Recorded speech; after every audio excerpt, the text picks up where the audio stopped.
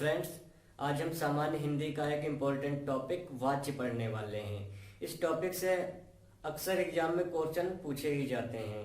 तो ये वाच्य जो होता है ये इंग्लिश का एक टॉपिक है, वॉइस उसी का रूप है। तो आइए सबसे पहले देख लेते हैं कि एग्जाम में आखिर क्वेश्चन किस तरह से पूछे जाते हैं। हमने यहाँ पर कुछ क्वेश्चन प्रस्तुत किए हैं, सेम इसी पैटर्न पर एग्जाम में क्वेश्चन पूछे जाते हैं। जैसे कि पहला क्वेश्चन हमारा है, निम्न में से किसमें कर्तवाच्य का प्रयोग किया गया है। और यहाँ पर ऑप्शन दिए गए हैं, माँ के द्वारा खाना बनाया जा रहा है, नंबर ऑप्शन बी राधा पढ़ रही है, सी हमसे दौड़ा नहीं जाता, या डी इनमें से कोई नहीं। तो आपको इनमें से ढूंढकर बताना होता है कि निम्न में से कर्तवाच्य कौन सा है, या आपको मिलेगा कर्मवाच्य कौन सा है या भाववाच्य कौन सा है। तो दूसरा क्वेश्चन देखते हैं, निम्न वाक्य में वाच्य की पहचान कीजिए। मोहन ने कार चलाई। अब इसमें से आपको बताना है कि इसमें से कर्मवाच्य है या भाववाच्य है या कर्तवाच्य है या अकर्तवाच्य है। तो हम इसी को सीखेंगे स्टेप बाय स्टेप कि किस तरीके से हम इनकी पहचान कर सकते हैं। तो आइए देखते हैं वाच्य।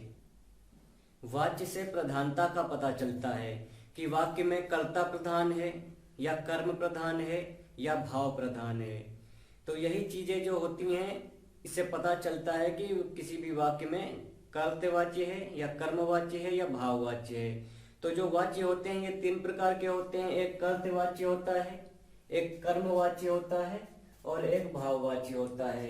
तो इनको हम एक एक करके देखते हैं कि अगर क्वेश्चन एग्जाम में आता है, कोई भी सेंटेंस आता है, तो कैसे पहचान करेंगे कि वाच्य में कर्तवाच्य है या कर्मवाच्य है या भाववाच्य है।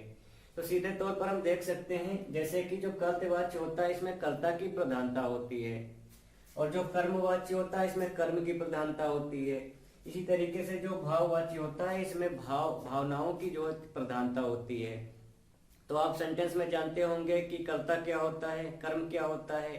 तो हम चलिए एक एग्जांपल से देख लेते हैं। जैसे कि यहाँ पर लिखा हुआ है, मोहन पुस्तक पढ़ता है। तो मोहन जो है यही कर्ता होता है, पुस्तक जो है कर्म होता है।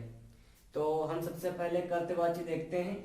तो कर्तवाच्य में हमने देखा है कि कर्ता की प्रधानता होती है। जो कर्ता होगा पूरा सेंटेंस का जो भार है उसी पर होगा, यानी कर्ता की प्रधानता होगी। और दूसरा जो इसकी पहचान है, कर्ता के पास बाद में ने कारक। ने कारक या तो आपको लगा मिलेगा या हो सकता ना भी लगा मिले। कुछ एग्जाम्पल हैं, मोहन पुस्तक पढ़ता है। तो यहाँ पर जो ये कर्ता है, पूरे सेंटेंस का जो भार है कर्ता पर ही है। कौन पुस्तक पढ़ रहा है, यानी कि मोहन पुस्तक पढ़ रहा है। तो यहाँ पर कारक ने नहीं लगा है, लेकिन यहाँ पर कर्ता पर पूरा भार पड़ रहा है, जो कर्ता है वही प्रधान है। तो ये कर्तवाच्य हुआ। बच्चा सोता है। तो यहाँ पर भी जो पूरा भार है, यानी कि जो प्रधानता है वो कर्ता पर है, लेकिन इसमें क्या है, इसमें कर्म नहीं लगा हुआ है, यानी कि यहाँ पर सकर्मक और अकर्मक क्रिया दोनों प्रयोग की जाती हैं। यहाँ पर देखिए, शिक्षक ने पाठ पढ़ाया। तो यहाँ पर भी कर्ता की प्रधानता है, लेकिन इसमें जो कारक चिन्ह ने लगा हुआ है। तो ये सभी जो एग्जाम्पल हैं ये कर्तवाच्य के उदाहरण हैं। जैसा कि नाम से स्पष्ट है, कर्मवाच्य, यानी कि इसमें कर्म की प्रधानता होती है। कर्म की प्रधानता होती है। दूसरी पहचान इसमें यह है कि इसमें एक कारक चिन्ह या तो आपको से लगा मिलेगा या के द्वारा लगा मिलेगा। तो वहां पर भी कर्मवाच्य होता है। जैसे कि कुछ एग्जाम्पल देखते हैं, राहुल के द्वारा खाना बनाया जा रहा है। तो ये कर्मवाच्य कैसे हुआ, क्योंकि इसमें जो पूरा जो भार है यानी जो प्रधानता है वो कर्म पर है। वो इस तरीके से देखिए, यहाँ पर जैसे मोहन पुस्तक पढ़ता है, तो हम देख रहे हैं कि पूरा जो प्रधानता है एक कर्ता पर है, लेकिन यहाँ पर इस राहुल की प्रधानता को कम कर दिया गया है या समाप्त कर दिया गया है।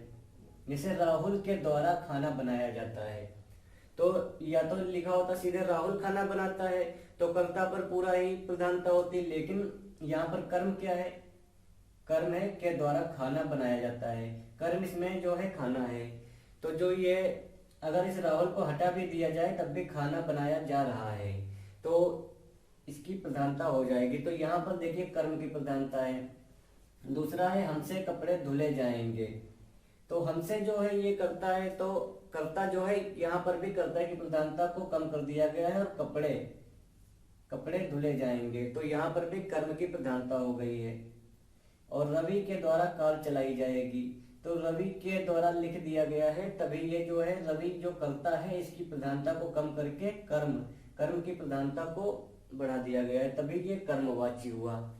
तो इस तरीके से अगर क्वेश्चन आते हैं या कारक चिन्ह से या के द्वारा लगा मिले आपको, या कर्म की प्रधानता जहां पर आपको मिले तो वहां पर हमेशा कर्मवाची होता है। अब देखते हैं भाववाच्य।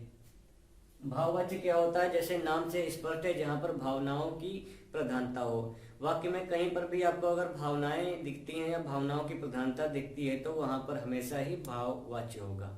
जैसे कि कुछ उदाहरण है, मुझसे अब चला नहीं जाता, तो यहाँ पर हम देख रहे हैं कि भावनाओं की प्रधानता हो रही है। दूसरा है ऋचा से खेला नहीं जाता, पक्षी से उड़ा गया, बच्चों से पढ़ा नहीं गया।